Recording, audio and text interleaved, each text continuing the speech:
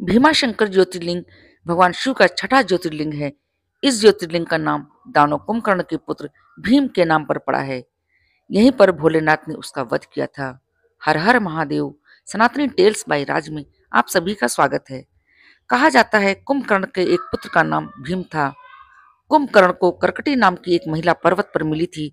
उसे देखकर कुंभकर्ण उस पर मोहित हो गया और उससे विवाह कर लिया। विवाह के बाद कुंभकर्ण लंका लौट आया, लेकिन करकटी पर्वत पर ही रह गई। कुछ समय बाद करकटी को भीम नाम का पुत्र हुआ।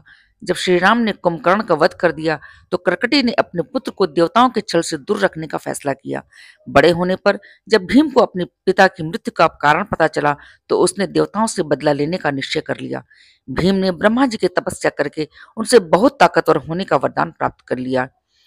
काम रूपेश्वर नाम के राजा भगवान शिव के भक्त थे। एक दिन भीम ने राजा को शिवलिंग की पूजा करते हुए देख लिया।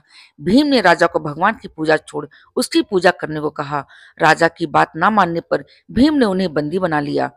राजा कारागार में ही शिवलिंग बनाकर उनकी पूजा करने लगा। जब भीम ने यह देखा तो उसने अपनी तलवार से राजा के बनाए शिवलिंग को तोड़ने का प्रयास किया।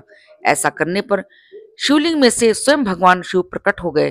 भगवान शिव और भीम के बीच घोर युद्ध हुआ, जिसमें भीम की मृत्यु हो गई। फिर देवताओं ने भगवान शिव से हमेशा के लिए उसी स्थान पर रहने की प्रार्थना की। देवताओं के कहने पर शिवलिंग के रूप में उसी स्थान पर भगवान शिव स्थापित हो गए।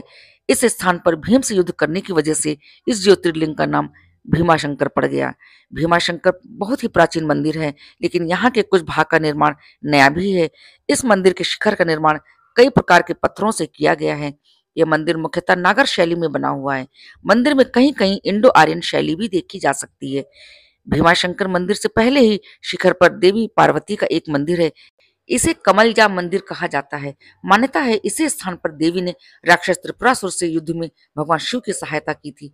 युद्ध के बाद भगवान ब्रह्मा ने देवी पार्वती की कमलों से पूजा की थी। यहाँ के मुख्य मंदिर के पास मोक्ष कुंड, सर्वतीर्थ कुंड, ज्ञान कुंड और कुशारण्य कुंड भी स्थित है। इनमें से मोक्ष नामक कुंड को महर्षि कौशिक से जुड़ा हुआ माना जाता है और कुशारण्य कुंड से भीम नदी का उद्गम माना जाता है। यह ज्योतिर्लिंग महाराष्ट्र के पुणे से लगभग 110 किलोमीटर दूर सह्याद्री नामक पर्वत पर स्थित है। तो यह थी भीमाशंकर ज्योतिर्लिंग की कहानी। अगर ये कहानी आपको अच्छी लगी हो तो लाइक करें, शेयर करें। आगे भी ऐसी वीडियोस देखने के लिए मेरे चैनल को सब्सक्राइब करें। हर हर महादेव। जय शिव शंभू।